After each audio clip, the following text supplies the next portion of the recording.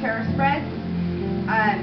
First off, for beginners, I would suggest not learning from a book. Books get really, really confusing, and then it's overwhelming. I remember when I first started doing tarot, it was horrible because I was reading from a book. Just as everything else, reading from a book just ain't my thing.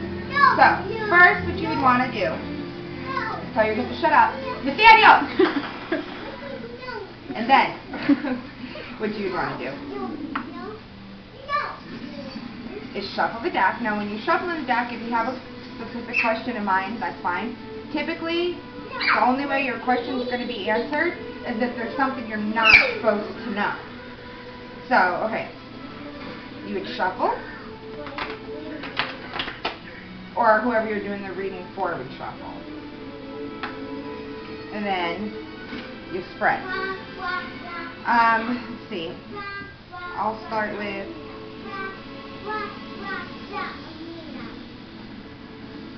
13 cards. So 1, 2, 3, 4, 5, 6, 7, 8, 9, 10, 11, 12, 13.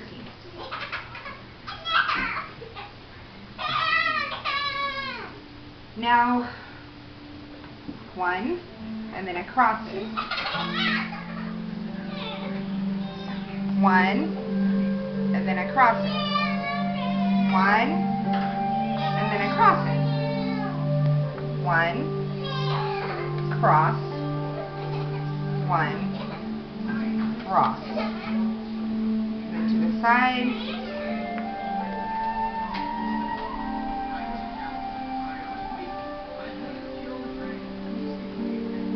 Okay, now, how I would read this is as so. First, and I'm not going to give the actual reading because that's personal, but I would look at this card and what it means. And, for example, this will typically mean having control of your energies, being on top, being able to balance and ground both life and anything else going on with it. And then we have the Hermit that crosses it. The Hermit typically stands for wisdom. So in this situation, we would have a magical situation that you can handle due to your knowledge and whatever it is, maybe the question you're asking or whatnot. These readings really tickle me off. And then we're going to come over here. And these are the obstacles that stand in your way. And then we have the Two of Wands in reverse, covered by the Ten of Cups. And so we're going to look at the bottom one. And this in reverse means that you're not listening to your intuition. And what crosses it is happiness. So if you follow more of your heart, in return you're going to find happiness. We're going to come down to your message to your higher self. And we have Fortune in reverse. So bad luck. Because you weren't listening to your intuitive self. Over here, we have the past. And it's pretty much the love. In my case, it's the love for the craft. Followed by the magician, being a witch.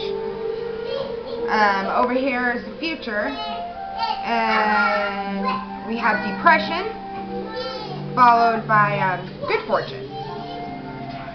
Right here is where you're at right now, and it's some kind of karmic roadblock where you have to kind of get over it. Your fears is someone in your life isn't working hard enough, and your outcome is the devil. And the devil can mean all types of things. In this case, it means negative energy because of not following your intuition. So, that's my spread. It's one of the first spreads I've ever learned to do. There's another one that's really simple for beginners.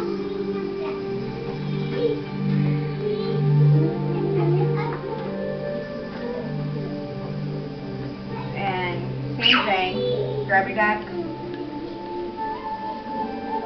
Shuffle.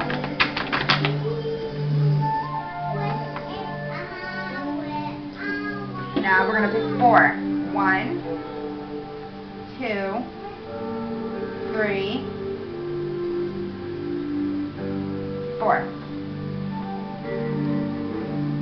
Past, present, future, message to higher self. The past being the star, being in control of your life for the most part.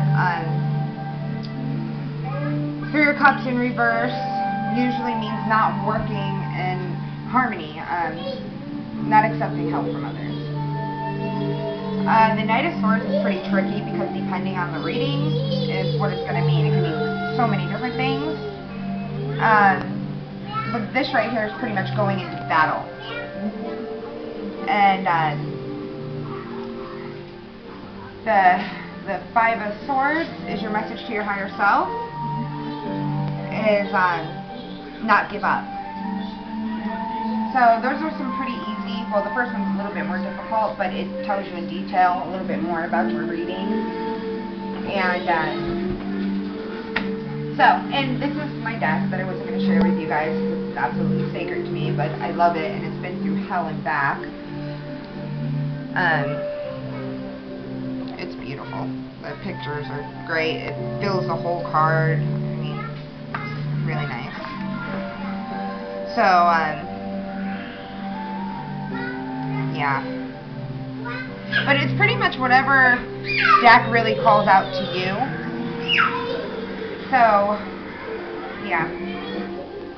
And love it and light, blessed be.